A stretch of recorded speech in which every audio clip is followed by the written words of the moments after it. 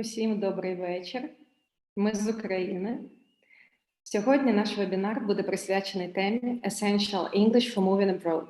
Тобто загальна і базова англійська, яка буде потрібна вам за кордоном, коли ви приїдете на перший час. Наш вебінар буде проводити носій мови, містер Лівай. Ми вирішили проводити вебінар з носієм з декількох причин. Перша – це те, що містер Лівай сам має досвід перебування за кордоном, де мовою спілкування не є його основна. Тому він зможе поділитися з вами своїми лайфхаками і досвідом, як це було. По-друге, ми вирішили проводити вебінар англійською, для того, щоб ви зрозуміли, що це не так страшно слухати, чути, говорити з людиною, яка говорить з вами англійською, що це цілком зрозуміло навіть для низьких рівнів. Вебінар буде тривати 90 хвилин. Протягом вебінару ви можете ставити свої питання, на які містер Лівай відповість у самому кінці. Також в кінці на вас чекає приємний сюрприз, тому дочекайтеся, не відключайтеся. Я бажаю вам отримати максимальну користь від вебінару. Все буде Україна. Передаю слово містеру Ліваю. Містер Лівай, you can start. Чекаємо на містера Лівая. Він зараз до нас підключиться і почне. Знову ж таки, щодо рівнів. Ця інформація, яку ви отримаєте, буде корисна для будь-яких рівнів. Стосовно лайфхаків, це буде і для високих рівнів також цікаво, для низьких потім отримати загальні фрази, які вам будуть необхідні перший час за кордоном. Окей, містер Лівай, you can start. Okay, I'm coming. Okay.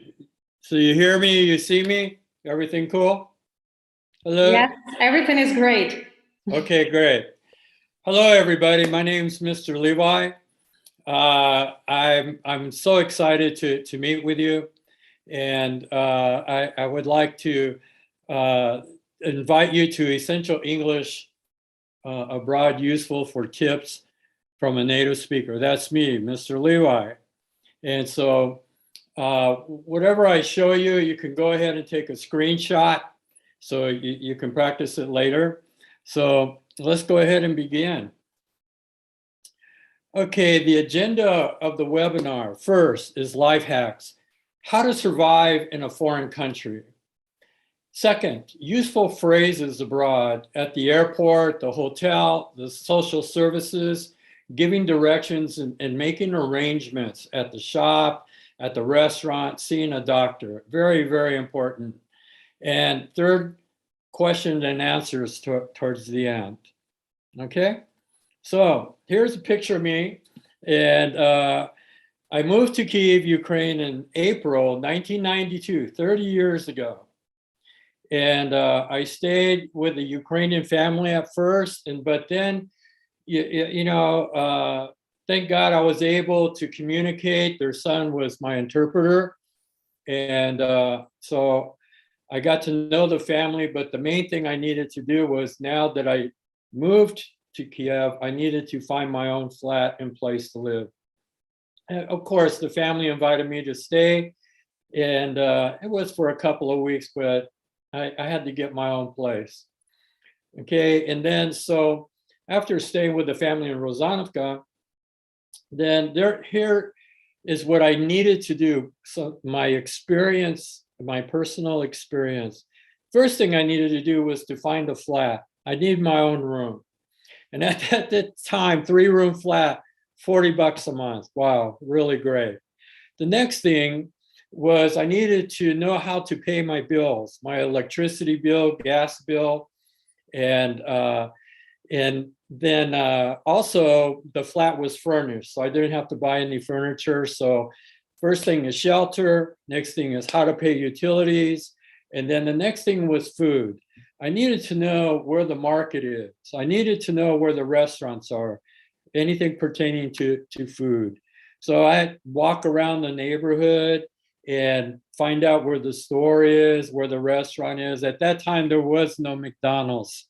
And so I really had to, how can I say, investigate. But this whole trip was an adventure. And I hope for you that you look at this, if you're going to go to a foreign country and under the certain conditions, just think of it as an adventure. You're going to discover a lot of different things, their culture, their language. It can be fun, okay? And so the next thing I needed to do was to find a pharmacy. And also I was thinking about this list, thinking of you people and refugees and whoever have gone, that pharmacy is very important, especially if you have children, and especially for yourself, like aspirin, toothpaste, or whatever you need from apteka. It's very, very important. And if you have any medications, that's a priority right there. You got to keep up with your medications to remain healthy. Okay, next, work, job. And so I needed to find out what I needed to do. So I did the simple thing. I love to talk, so I just started teaching English. And it was really good. It was an incredible experience. Remember, this is 1992. And for a native speaker, especially American, to be in Kyiv, everybody wanted to talk to me. And so it was an experience. The next thing was neighborhood. I really needed to get used to the neighborhood, my environment. And so I needed to know where a good place to walk, what time of the day, where the park is, the schools and movie theaters, cinemas, everything that pertains to what I like to do in my life. I needed to find out where these places were, and then also to get on, just get on a marshuka or a bus and see where does it go and come right back. I would never get off. I had time, so I would just spin and see what's going on in Kyiv and all the different lines, and then got used to the metro. That was the big thing, got a map of the metro. The next thing, transportation, that like metro, marshuka, minibus, trolleybus, find out what the numbers are, where do they go, and the names. That is so important because you always find out where you can go from where you're staying to where you're going, like the doctors or work or something, but also on the way back. And so I highly recommend for you to buy maps. Of course, you have your phone, but it's good to have paper, paper map. Language. Oh, this was, for me, it was a lot of fun. I made a lot of people laugh because I had my little book, pocketbook, Slovak, and it had menus and how to greet people and this and that. So I'm practicing. And so like, for example, I'll never forget the babushka. I'm standing in line to pay the utility bills, and I'm practicing my Russian and Ukrainian, and people are just, oh my gosh, Amerikansky, oh. But it was so cool because they were so helpful for me to speak correctly. And I believe it'll be the same thing for you. Don't be afraid to speak. Don't be afraid to speak English. Don't worry about, oh, I speak bad. That's not the point. The point is that you can. If you're watching me now, you can speak English. You can understand English. And so you just need to keep your eye communication contact going on and a smile. We'll get to that in a little bit. But language, sit in the park or sit in the cafe, drink your coffee, and just watch how people talk to each other. The reason why I probably made a lot of people laugh is because I would say things in your language that women say, like, and then you need to pay attention to how a man and a woman speak to each other, because you have the masculine, the feminine. Certain examples like on, ana, you know, and you know, I'm calling everybody Anna because it was, and then calling other people on because it was so easy to remember, but I cannot call a woman on, you know. So it's like that. Pay attention to how people speak to each other, and plus have that slovar so that you can really figure out your communication of what to say and what not to say to a man or to a woman. Very important. And then TV. I must have watched programs hundreds of times. At the time when I moved, I only had one video. No, there was 2 video cassettes. I have the old VHS. The first one was the 10 Commandments with Charleston Heston. And the second video I had was Casablanca, a black and white picture with Humphrey Bogart. That's the only English I have. But I learned a lot how people talk and communicated on TV. And that can be help just to listen. And you will be amazed how much you can listen and talk. Okay, let's go ahead and move on. Life hacks, how to survive abroad. And so this is very important too, because here, I'll just show you. The first life hack is smile and be open. And it's about, you know, sight and sound. Your 2 main tools will be sight and sound, what you see and what you hear. Me, for example, I'm a drummer. I play professionally, but I don't know how to read music. How did I do that? Because I saw what the other musicians were doing. I know guitar down here, ding, ding, ding, ding, ding, over here, dun, dun, dun, dun, dun. And so just what I saw and what I heard, I was able to understand the music and the beat. My job was to keep time. It's the same thing with language. I have this saying, music is like language, but language is music. So when I listen to people talk, I'm like listening to music, like instrumentals, because I don't understand what they're saying, but I hear the melodies, da da da da da da da da da da da. And someone's speaking, da da da da da da da da da da. And then the other person, da da da da da da da da. So I'm listening to the sound. So even today, I still go by sound, intonations, pronunciations, and then I'm looking to see how their mouth moves to make the sound. You can do it like if you're going to go to Spain. Hola, hola, Paco. I'm speaking. ¿Cómo está? So you just watch these people, how they greet each other, and you imitate. And be open, you know? And so the next part, the second hack is don't be afraid to speak, because people are interested on who you are, especially when you say, excuse me, do you speak English? I'm Ukrainian, and they know what's happening in Ukraine, and they'll be more than glad to help you. Don't be afraid, and just show friendliness, be kind, and people will be kind back to you. So don't ever be afraid to speak. Don't worry about mistakes. Don't do that. Your goal, your focus is to communicate that person understands what you're trying to say. And so don't be afraid to speak.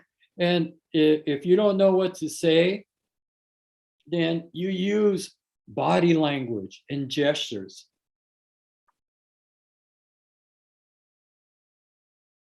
I don't know. Я не знаю. Are you kidding?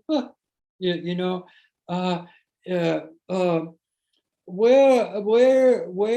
a store, market, and they go, no, over there. So your body language, and just feel confident. Don't be like, because when people sense fear, they're not going to be open. But when they sense joy, a positive attitude, they will be open and positive also with you. So there's a lot of different things, and later on you'll learn more about body language in the course. And so again, if you can, make a screenshot of all this so you can follow and you know what you need to do. Okay? And so next, with body language and gestures, like a gesture is, this is a gesture. But if you're doing this all the time and you're talking and you're looking away, it's not going to be communicative. They want to trust you, and you need to trust them. Okay. Use online translator. You people know this better than I do. I'm an old guy, and I'm still using Slovak, Knigi books. And so you got Google, you got this, you got that. So that shouldn't be a problem. But you should start today on how to use these things and to practice certain phrases in which we'll get into later, and obviously in the course. But use whatever translators you can. And it's good to use maybe 3 or 4 different languages. It all depends what country you decide to go to. And so follow up on that. 5, learn basic phrases like, excuse me, what's your name? My name is Levi. I'm Ukrainian. Nice to meet you. Oh, nice to meet you too. Yeah, listen closely. What? Excuse me, what is your name? My name is Mr. Levi. Nice to meet you. Oh, nice to meet you too. Where are you from? Oh, I'm from Ukraine. How old are you? Oh, I'm 35. I'm 20. I'm 40. Whatever your age is. Oh, here's another thing too. Make sure you practice your numbers. You need numbers when you go to the market. How much? Okay. And 45, 16. You need to know your numbers. Are you married or single? You just say, no, I'm not married, or I'm married. And the basic reaction is, why? Why do you want to know if I'm married or not? So you need to, how can I say, you need to be wise when you're communicating with people, especially strangers. There are some friendly people, and right now everybody's in the mood to help. But on the flip side, you still need to be careful and to be alert. Where there's good, there may be some bad. But here we're talking about, for you, how to take care of yourself first.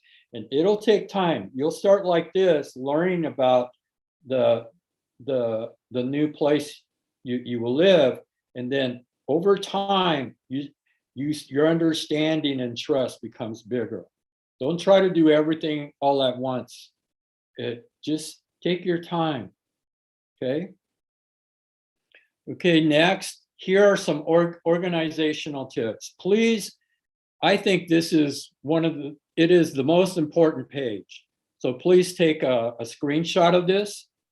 This is about your documents and certificates, things that are official, that are very, very important. Okay, so I'll just go through this because you really need to have this organized and ready before you go. Collect all your documents beforehand and have them all on your email. Take a photo shot and then send it to your email. Then that way your email address becomes your document bank. So in case you lose it, or your passport or something gets damaged or lost or stolen, you have a copy of it. Okay, very, very important. So your telephone, make sure you have a copy, a picture of your telephone and the model number and the serial number, in case you lose it. They have some ways to track it down. And you always have access to them. So list the documents that you must take: passports, certificates of birth, work, your medication, prescriptions, your doctors. These are very, very important. And because these are yours, this is you. Without identification or document, you're going to have a very, very hard time. And you need these documents for new programs, for refugees, and also for work. The most important is right here. Read the rules of the terms of stay of the country you're planning to go. You should go online and find, like, for example, if you're going to go to Germany, Poland, or that, you need to find out what are the protocol for refugees coming from Ukraine going to that country. At first, if you're going to a country and then from that country to your destination company, let's say you want to go to Germany.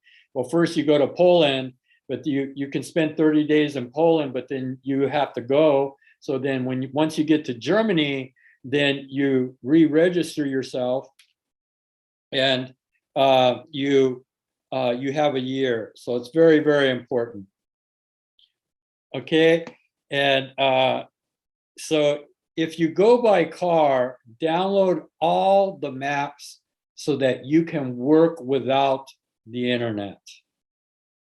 I've talked to people that have done that, gone by car, hours in line, and for some reason, no internet or the battery went dead on their phone. Have a map or several maps so that you have the paper. You don't need your phone for that to know where you're going. Also, you should always carry a map with you once you're in that country and in that city. So, Carta, you know where you live and you know where you're going. And then when you do get to that country, you carry a little notepad, a little notebook, and you just take it out and write that information. You keep it in your back pocket. And so wherever you're going, you can write these things and show people, and people can show you. And so it's very, very helpful. It really helped me when I was here in Kyiv my first 2 years, really. And so that's how to go. And really that you need to find out other means of transport for the first time, and about the procedures. So like, yeah, we're used to taking off the bus here and there, but it is different outside of Ukraine. The systems are different and the destination. So you just need to become aware of where you're going and where you're at. And so you know how to go from here to there. Okay, it's very, very important. Okay, so next, useful phrases for different situations. Here we have 8 topics. We have at the airport, if you're going to fly, at the hotel once you get there, social services, which may be at the border or at the hotel or wherever you're going. Another topic, making arrangements, very, very important, what you need to do. Doctors, embassy, things like that. And at the shop, when you're shopping, either at the food market or buying clothes or whatever you're doing, that's another topic. Another topic is at the restaurant. And so you know what you like to eat. And so what I did is I wrote down I made a list on a notepad, on a copybook of all the food I like to eat that I know.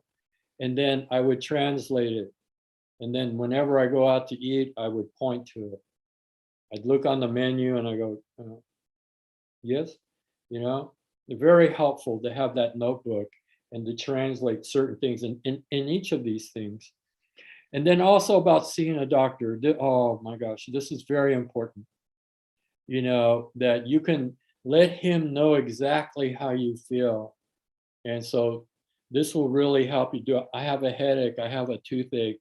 You have a headache, you take aspirin. If you have a toothache, you go see a dentist.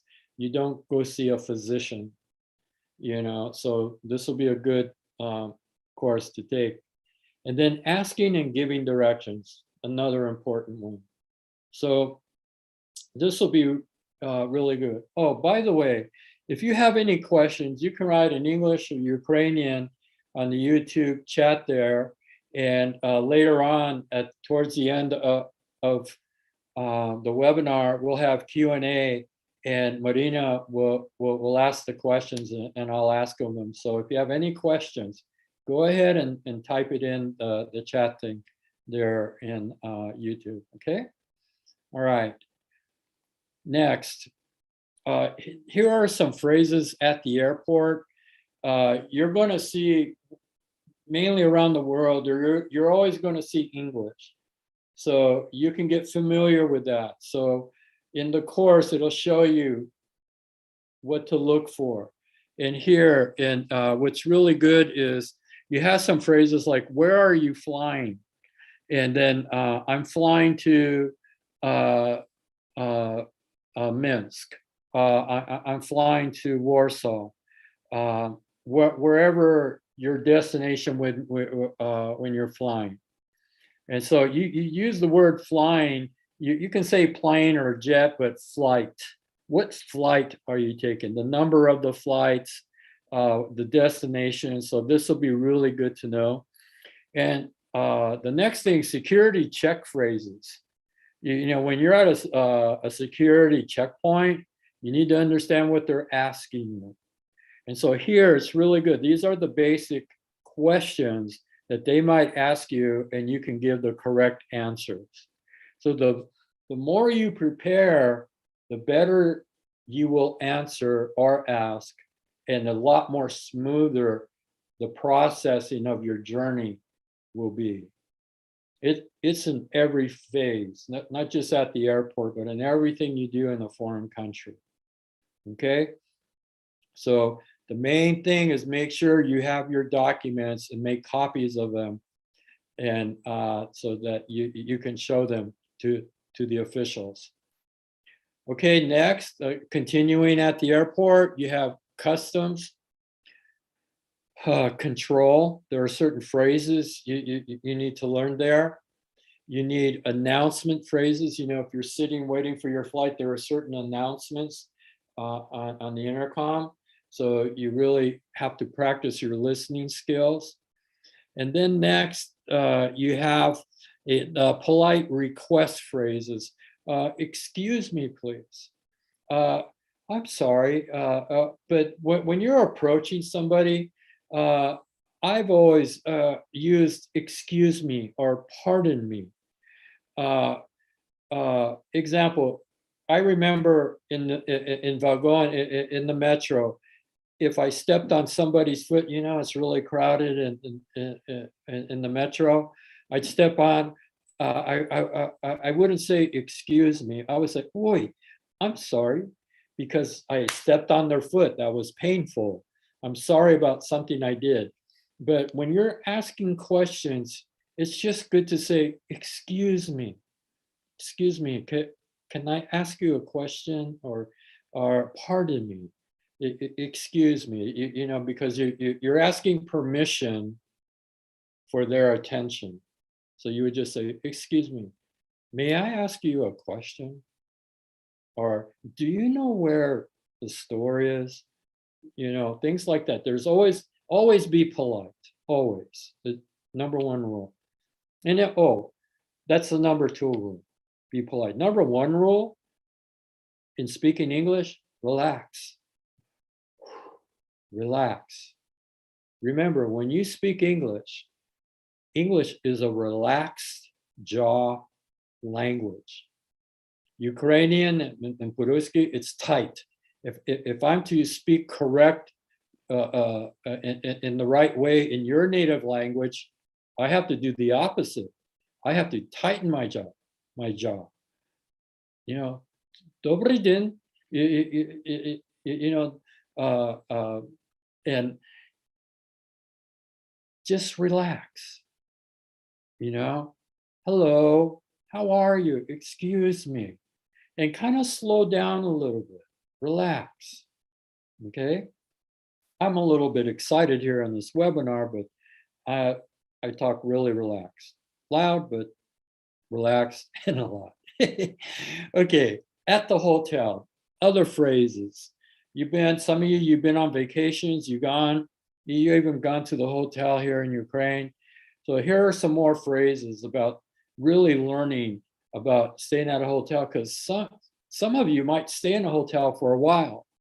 So it's always good to meet the doorman, the guy that greets you, opens the door, the receptionist that knows everything, the cleaning lady, and it's just good to know how to, what things to ask for room service, or when you go down into the hotel restaurant.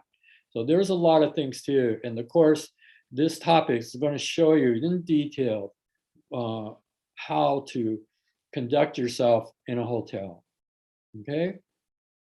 And so we move on. And then social services. Well, this may be one of the hardest, but again, as long as you organize your thinking, then you organize your speaking, and then your organized speaking also will organize your thinking, and speaking organization will organize your doing. So when it comes to social services, you have your passport, marriage license, all these official things you need, and you need to keep them in a pouch, with a zipper. And so then that way, like for example, if this is my pouch, I have my passport in here, my birth certificate, and my important papers. If you have like A4 size, then you get that envelope, but make sure it's a zipper and not plastic. You could, but it's better some cloth envelope type, and you keep it in. Everything's there. Plus, ladies, when you put it in your purse, you have that attached, and maybe with a little small chain or string that's attached to your purse. So in case it falls out, you're not going to lose it. Okay?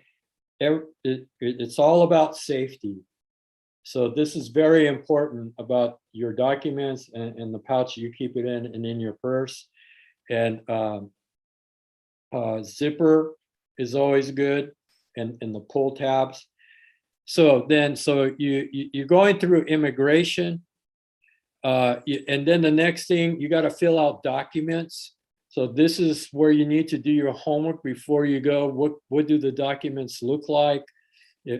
You'll find it online, especially for that country, and you need to know how to write it in English. And but you always want to be ready. You don't want to get stuck.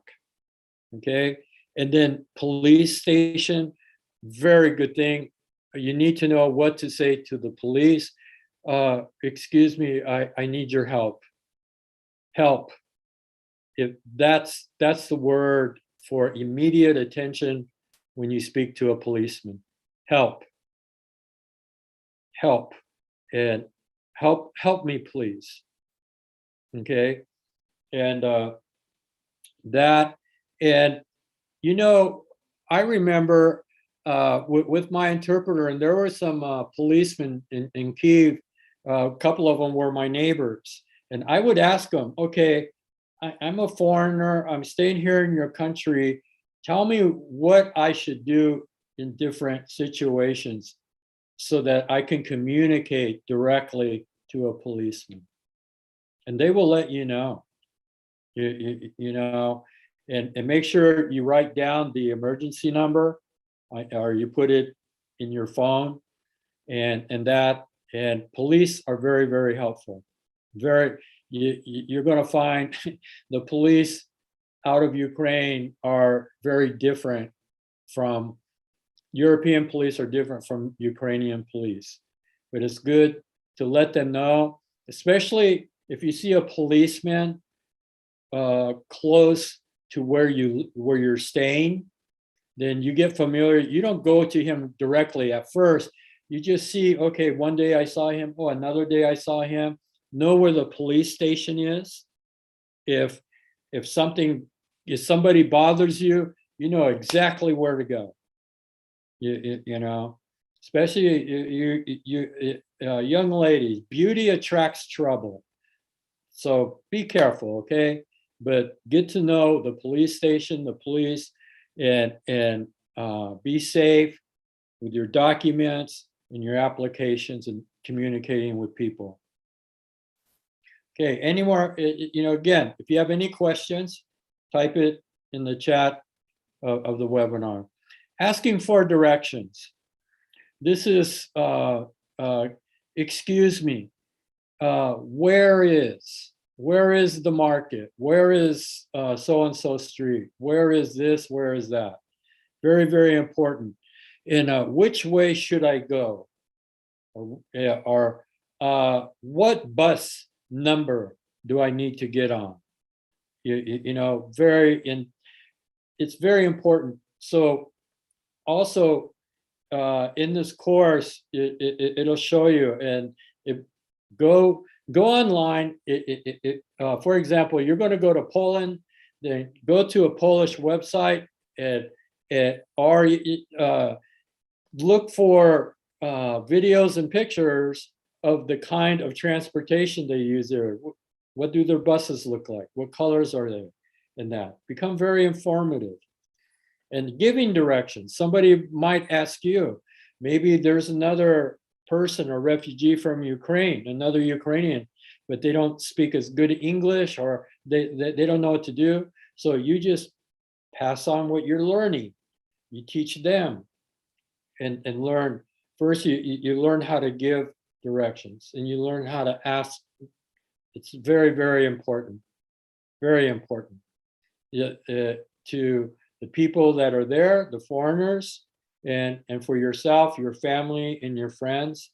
And so all this is very, very knowledgeable, educational. Making arrangements and going shopping at the shop. Making arrangements, it's like setting appointments. On what day shall we meet? Oh, we should meet on Monday at 3 o'clock morning, or 6 o'clock morning, or 6 o'clock evening. So morning or evening. Make sure you use those two words. 5 o'clock in the morning, or 5 o'clock in the evening or afternoon. In other countries, I don't know if they use the same time table, like 13 is 1 p.m. in the afternoon, and 8 čas, 8 o'clock in the morning, and then 20, it's in the evening. So make sure you understand the times and making arrangements, and always ask them if like for the doctors, you have some kind of medical record and your medication, and at the checkpoints and customs, make sure you have a prescription or the doctor's order for you to have this medication, and so that you can show it to them, and everything's legal. Okay, yeah, very, very important. Okay, and when you go shopping, oh, how much is this dress? Oh, this is nice. Well, what size is this? Small, medium, large, extra large, or I noticed that in different parts of Europe, they have different scale for size of shoes. Like in America, I wear a 9.5 or 10. But here in Ukraine, it depends on the kind of shoe. Excuse me. Either it's 41 or 42. 41 or 42. And so I had to learn what to ask for in shoe size, and also in clothing size. And of course, how much does it cost? Okay. whatever you do in your native language, you just need to learn how to do that in English. Okay, two sides of the coin. You're bilingual, trilingual. Maybe you speak 5 different languages. Good for you. Okay, and then at the restaurant. At the restaurant, I really like going out. I didn't go out all the time, but like at least once a week. I would go to the restaurant just to watch how people communicate and get familiar with the food. There's going to be some different food in different countries. And so it's good for you to get a picture dictionary, like I have one. And so it shows a picture of borscht, and then it has it in native language and then in English. You can actually excel in your English by finding dictionaries with English and German, English and Polish, English and Spanish, and that. And then you already know you're Ukrainian, but if you know English pretty well, or kinda, you can really build your communication skills in a new language, in English, and also in your native language. And so the waiter, he or she, and waiter is man, waitress is woman. And so, may I take your order, please? What would you like to have? And so you see the translations here. And the customers, you know how to respond. Very good, very good. This will be a very good lesson, because some people might ask you out to dinner, you know, people that you know, that you trust. And, really get to know the people before you do anything, go out and eat, give time for yourself to build some type of good relationship with someone. And maybe, you never know, you just might come across somebody that speaks Ukrainian. Ooh, I got an interpreter, but then, you just got to learn the language better. Okay, seeing a doctor, this is very important. A doctor doesn't know what to do unless you inform him of how you feel. So this is another good course, subject of the course. I've got a toothache, and what kind of aches are, I have a stomach ache, I have a toothache, I have a headache, I have an eye ache, or especially if you wear glasses, you need to go to, same thing here in Ukraine. You need to go to apteka, not apteka, but apteka, to get your eyes checked. So you need to find in English the names of the different kind of doctors, so you know the correct doctor to go see, or to take your children, or your brother, your mother, or your grandma, whoever. So this is very important as well. And so, okay, how we doing? If you have any questions, please type in the chat box so we can get them, and then yes, Mr. Levi, I'm here again. So yes, we do have some questions, and one of them is, what helped you quickly adjust to life in another country? Maybe you have any other tips? Oh yeah, I came in the springtime, and I noticed that there's buildings, and there's a courtyard where the children's play yard is. And I noticed people sit out on balcony, and some of them sit on the bench. So I would go outside and sit next to them. And of course I get this funny look like, and so, hello.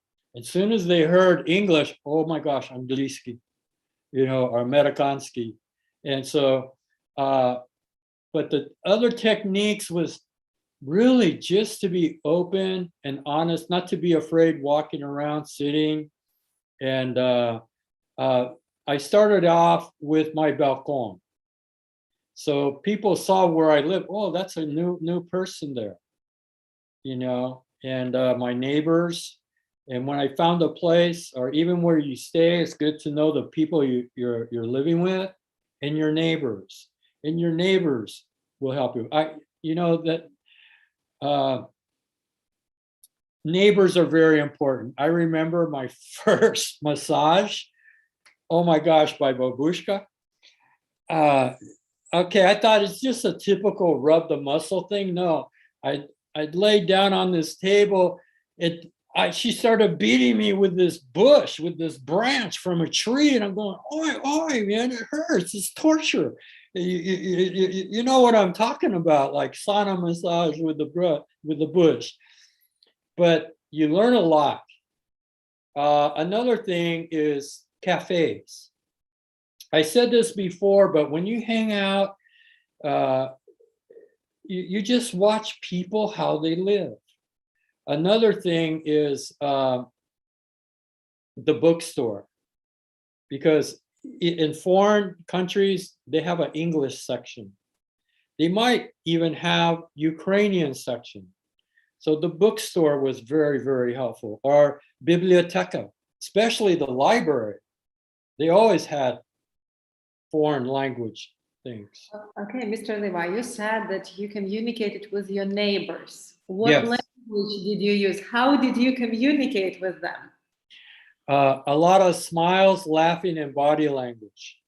You know, and then whatever I can find, my interpreter gave me a little pocketbook, and before I came, I had a little pocketbook Slovak, and I start using that. I just started practicing speaking the language, and then they were, oh, здравствуйте, not здравуй, you know, but they would correct, and then after a while, every day, здравствуйте, you know, or добрый рано,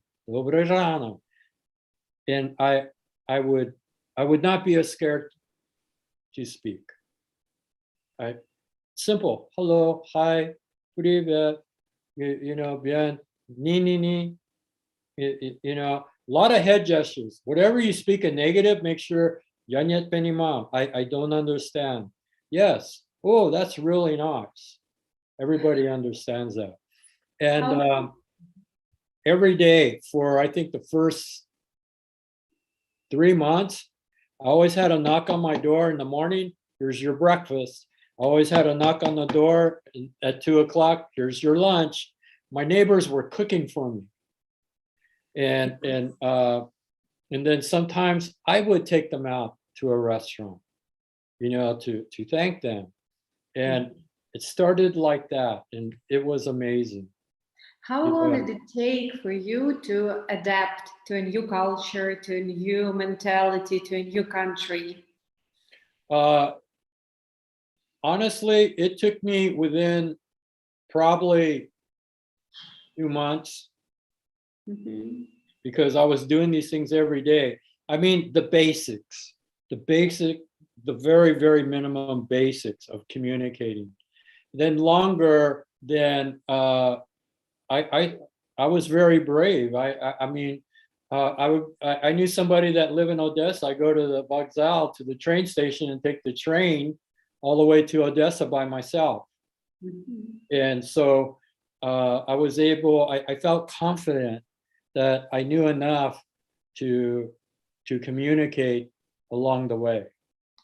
What about psychological aspect? Because knowing the language is one thing, but accepting the new country, accepting the new reality, accepting that nobody speaks your language, how was it psychological, and how you dealt with that? Let me go back to sight and sound, because your brain is trying to figure it out. And so I had to take a step back, and the culture. One of the first things I noticed in the culture in 1992, there were no colors. I mean, there was green, gray, black, white, and red and yellow, and that was it. During wintertime, everybody wears black. During summertime, everybody wears white. White shoes, white pants, white shirt. And for me, I'm wearing bright orange. I'm wearing a lot of color, you know, in California, you know, I'm wearing Hawaiian shirts. People thought that I was making shirts out of curtains, you know, that hang on the window. But in Hawaii, that's normal. So I found the clothing was one of the first things I noticed very different culturally wise. And in the beginning, I couldn't understand why everybody was looking at my feet or my shoes. And then later I learned, well, what kind of shoes am I wearing? Am I wearing the old Soviet kind or am I wearing American kind? And of course, I'm wearing Levi jeans. Everybody wanted Levi's, everybody. And so I had to stop wearing Levi's. Why? Because I had guys, hey, give me your Levi's. I say, no, man, what are you crazy? And they get really rah, rah, rah. And I go, boy, this is not good. So, but nowadays, you know, Levi's are all over the place and that. And you need to pay attention to people, especially people your own age, because different ages act different with one another and to others. And so the key factor is just really paying attention to your surroundings of people, food, environment. So like I said, I thought the whole process was an adventure, something new. And at first it might be hard, but it gets easier and a lot of fun. Well, still, I didn't get the answer to my question about psychological aspect. Oh, psychological. How you dealt with it? Did you have any depression or cultural shock? Yes, maybe, but I mean, some things that you were missing and how you dealt with this feeling of missing your hometown, your home country. I didn't miss at all. Because Like, it was a whole new adventure and I saw my future before me. So in my mind, yes, I miss my family in that, my mom in that, but I had to pay attention to what I'm doing now because I made the choice and commitment to live in Ukraine. Mm-hmm. And I'm so glad I did. And then few years later, I met my wife, and we just celebrated 18 years of marriage. You know, and it's been great.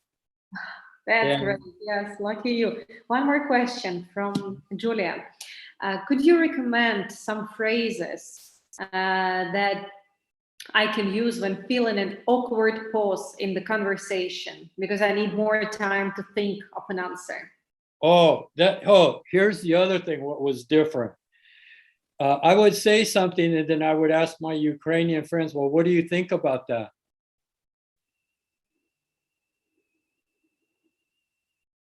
Hello? What? Yes. Shall I repeat? And they go, no, I'm thinking. You asked me to think and I'm thinking about it. Okay. Here and in another country in Western, they might give you a very quick answer. So yeah, if you think about it, but to answer your question, this is what I say if I don't understand. This is what I say. Excuse me, I didn't catch that right now, but can I get back to you on that? Mm-hmm. But what would you recommend, like specific English phrases that you need to use when someone asks you a question and you need some time to get back with the answer? It's not like when in an hour, but like few minutes to think. What should you say? Just not to have the pause between. Okay, here it is. Excuse me, I need a minute to think about it. Okay. And you go, okay, you got a minute to think about it. Mm-hmm. Or if it's really serious, it's like, well, that's kind of complicated. I need 2 minutes. Mm-hmm. So you give him the answer of how long you think you need to think about that. That's what I say. That's what I recommend. Excuse me. I need 1 minute to think about that. Okay, so just don't be afraid to say, hold on, I need a second. Just say it. Yeah, but it's really not a second. You know, and sometimes foreigners think they're only asking for a second, and they're not. Could be 5 minutes. But I would specifically say, I need a minute, I need 2 minutes, 3 minutes to think about that to give you an answer. And when you do that, something really interesting happens. They respect you more. Because the first thing, you are really thinking about giving an answer. Secondly, is that you're not giving them off the top answer. Like, how are you? I'm fine. What? That's it? You're fine? What do you mean? Why are you so happy? You know, as I've been teaching English, I have to give my Ukrainian students, I have to equip you so you're well prepared for that answer or for that gesture. And so, like, if you take this course, and that, like, for me, psychologically,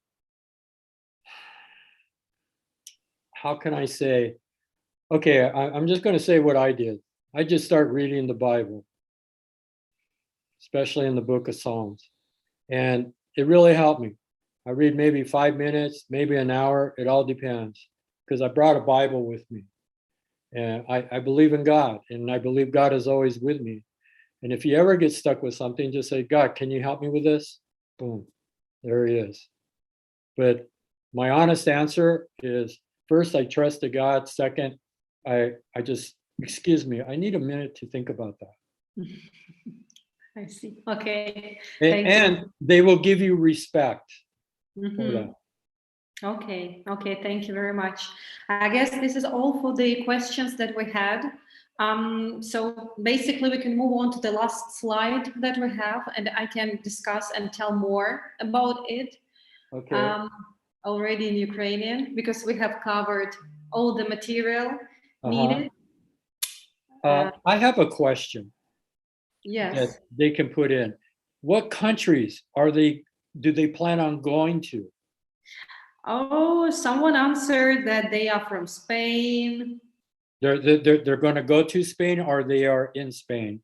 I'm not sure. I guess we will get the answers. Well, you asked this question, and while we are getting the answers to it, I can discuss and describe the last slide, and then we will see where people are. Okay, good. Gives them time to type in. Mr. Levi really wants to know where you're going or where you are in right now, what country, and if this webinar was helpful for you, if you learned and got what you wanted, if it was clear, if you understood it. Because at the very beginning, I mentioned that it would be really helpful for those who have even lower level to listen to a native speaker, to get used to the English speech and so on. So I guess it was very effective for our participants. So thank you very much, Mr. Levi, for sharing your experience and for giving the tips. Okay, now I switch into Ukrainian.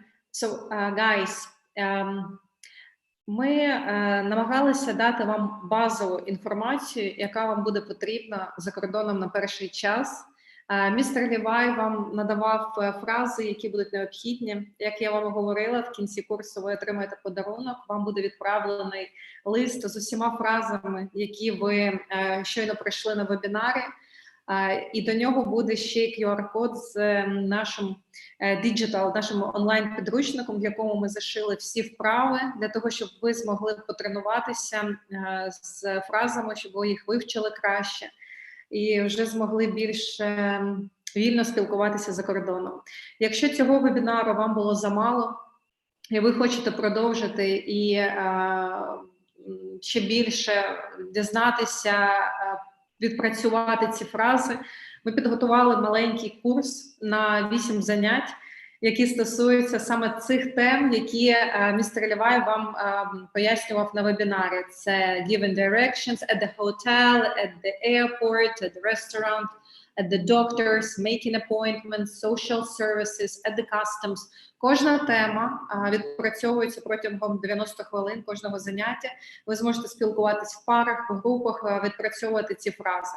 Тому, якщо вам цікаво, цей курс у нас стартує вже наступного тижня, наступної середи, по понеділках і середах на 6:30. Ви можете дізнатися більше через наші месенджери, або подзвонивши по номеру, вказаному на слайді, або зайшовши на наш сайт. Тому, знову ж таки, я дуже сподіваюся, що цей вебінар був максимально корисним для вас. Дякуємо, що приєдналися, послухали містера Лівая, послухали нас. І чекайте на чек-ліст з усіма фразами вже після вебінару. Mr. Levi, if you have something else to add, you can add. This is, I guess, well, we are ending our webinar. Okay. Yeah, I would like to. You're probably wondering where I'm at. I'm in Selo. I'm in the village. I'm in Ukraine. You're in Ukraine. My wife and my wife's Ukrainian, Ukrainka, and so we live in Selo. This is our home. I have a lot of friends, and people go, Mr. Levi, did you evacuate? I go, no, man. I'm home. This is our home. My wife and I made a choice. We're gonna stay here in home with our family, with our friends, and with our students. So we don't plan to go anywhere. And so I just thank God we have electricity to have Wi-Fi, to do Zoom. So я люблю Україну, you know, слава Україна, you know, and I'm here for you. Yappy's here for you.